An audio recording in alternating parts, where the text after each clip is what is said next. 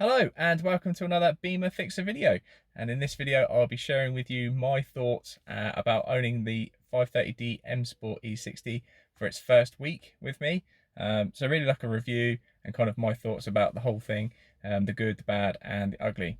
So that said, overall very impressed with the car, very happy with the car. Two things in particular that I'm really happy with are its economy. I know I didn't buy the car for its economy, it being a 3 litre diesel, but that said, I'm very impressed with it. So around town, 30 miles to the gallon, which I thought was really good. And on the motorway, 45, 50 on average, which again I think is really good, especially with a car with this mileage and this age. I was really impressed with that. I was told it was going to get a lot less, and I did actually think I was going to get a lot less as well, so that's a bonus. Also tomorrow when I service it, it's going to have new filters, fresh oil, so it's quite possible it'll even go up even more, so that'd be even better. So really excited about that.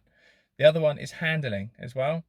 Now because of its age and because of its mileage, I didn't expect it to be as factory, so to speak, but it's brilliant. Handles really well. I was really impressed. I was quite shocked. Really tight on the bends, acceleration and everything else is spot on. Tomorrow when I'm servicing it and it's up in the air on the ramps, it'll give me the opportunity to get underneath and have a look at suspension, other bits and pieces like that. So I'm expecting a few things to be a little bit deteriorated, come to the end of their life, so to speak. So if that's the case, we'll get them changed. Again, there'll be a video on that. And then the handling can only improve from there. So that's another bonus. So really happy with that. A few of the little niggly bits, there's a few other little bits now that I realise I need to get done. Last week on the other video, when I first got the car, I said there was about the parking sensor being faulty. I think there's a couple. I think there's possibly one in the back, two at the front. So there'll be a video on how to change the ones in the front, and then again there'll be one about changing the ones in the back. So yeah, that'd be good because the bumper's got to come off both times, but it's not a major job. It can be done at home on your driveway, so don't fret. Something today that I've realised, it being a gorgeous sunny Friday afternoon, air conditioning. Now hoping that it's just the aircon just needs charging and the gas needs replacing and it's not a leak. But that said, if it is a leak, we can solve that, and I will show you how to charge it as well. It's one of these DIY charging kits. They're brilliant. The initial outlay is a little higher because you need to buy the adapter and everything, but after that you just buy the gas, and I bought it a couple of years ago and I've done every car I've had since, so that's another video we'll do. Probably the biggest, I think, job that's going to be on the cards is I think there's a potential crack in the exhaust manifold. The reason I think that is because when I first start the car up, I can get a smell of exhaust fumes coming to the cabin, so it's not ideal. And I know that these engines are renowned for I was going to swear, they better not so good manifolds and their quality, so, and they can crack. If that's the case, then we'll have to pop that off. It's quite a labour intensive job. It can be done at home. It's just easier if you can get it up in the air, but I know people that have done it on their driveway, so again, it's doable at home. It's not necessarily a garage. The last thing you want to do is take that into a garage and get it done, because it's not going to be cheap. But overall, everything else I'm really impressed with. I know I've got a few of the other little bits I mentioned before that needs doing, again, which I'll have videos for, like the wheels, bits and pieces. The wheels will probably start next week. I've ordered all the parts, the paint, paper and badges and everything else. So that'll be hopefully uploaded next week. So that's all good. And I'm going to also do something about the auxiliary socket. So before, like in my E46, when you could just plug it into where the CD changer used to be, and then it was fine, you could do that. But with the E60, you have to code it. So I'm going to track down some coding software or get that organized so that we can code the iDrive, and then that'll be a video, and in the same video as well probably I'll show you how to fit an auxiliary socket. It's pretty good because there's lots of places for it. You can go in the glove box and go on the center console, you can go anywhere, so that would be a video again. But like I say, overall very impressed with the car so far, touch wood.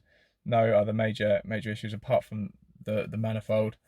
But yeah, so I really am keen to hear. I've had a few messages with people that have had them. It's kind of mixed really. Overall, everyone's happy with the car. I think if you're pretty handy with cars and you're willing to get your hands dirty, it's absolutely spot on. It's perfect. It's great. It's a lot of car for not so much money, and there's lots of things to do, and then they're not usually too bad. They're all things, like I say, can be done at home on your driveway or wherever.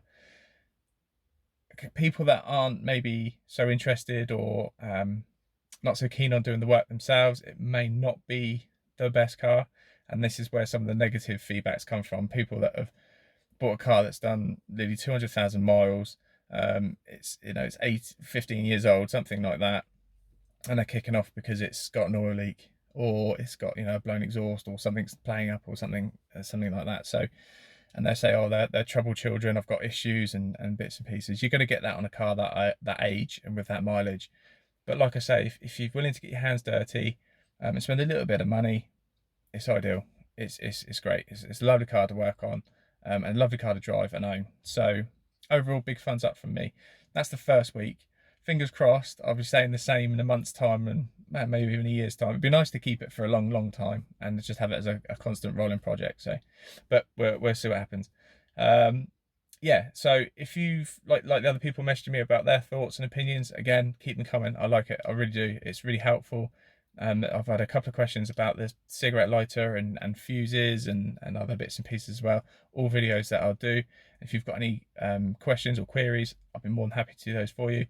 It'd be great to get more people into the car DIY scene, and you know, and people really, a lot of people are put off, and they panic a little bit, or they're worried that, you know, they're not going to have the right tools or the knowledge to do it, when really it can be a 10-15 minute job, really, some of them. So it'd be good, and hopefully you're watching this, and if you're the first time, welcome to my channel. This is the first video you've seen, welcome.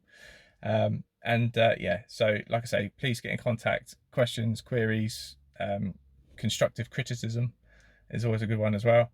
But yeah, so all good from me so far.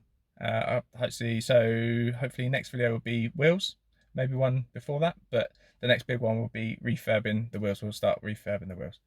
So there we go. If you've got any questions, like I say, please leave a comment below, or send me a message. Please subscribe as well. Thanks again for all my subscribers still there. Thank you very much, and leave a like if you're happy with the video. So thanks very much. I'll see you soon. Take care. Bye bye.